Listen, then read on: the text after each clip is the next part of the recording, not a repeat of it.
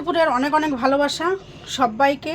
আর আমি এখন রান্না করতে চলে এসেছি। আর আজকে হবে দেখো ভেজ ডাল। এর জন্য নিয়ে নিয়েছি দেখো এই যে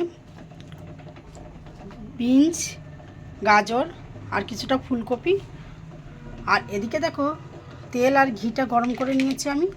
আর এখন আমি দিয়ে দেব আমার ঘরোয়া উপকরণ দিয়ে, এটা হবে আমার ঘরে যা আছে তাই দিয়ে, বাড়াবাড়ি কিছু করি না আর কিছু কিনেও আনিনি।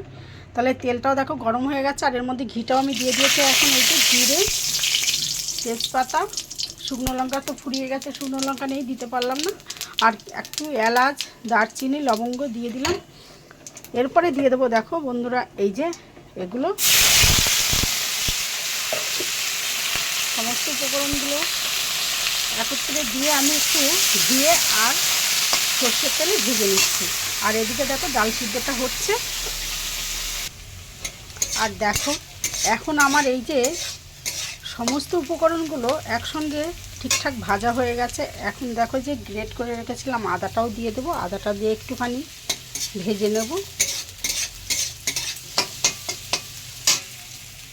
আর দেখো সবজিগুলো তো এখন মোটামুটি ভাজাই হয়ে গেছে। এখন দিয়ে দেবো স্বাদ অনুসারে লবণটা, আর দেবো কালারের জন্য একটু সামান্য হলুদ গুঁড়ো, আর তার সঙ্গে দিয়ে দেবো একটু চিনি দিয়ে আবার এই সমস্ত উপকরণগুলো একটুখানি ভেজে নেব।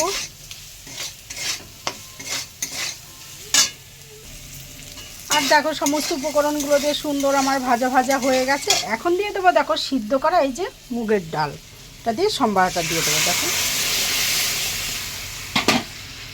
দিয়ে একটু নাড়িয়ে ফুটিয়ে নেব। আর দেখো বন্ধুরা ভেজ ডালটা হয়ে গেছে। এখন দিয়ে দিচ্ছি এই যে ঘি,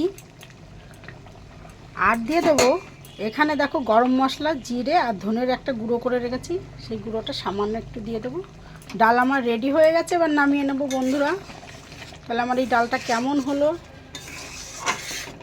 একবার কমেন্টে জানাবে। আমার ডালটা রান্না, ভেজ ডালটা ঠিক আছে কি না, তোমরা কীভাবে রান্না করো জানি না, আমি তো এইভাবেই রান্না করি। তবে আমার ডালটা হয়ে গেছে, এখন নামিয়ে নিচ্ছি বন্ধুরা।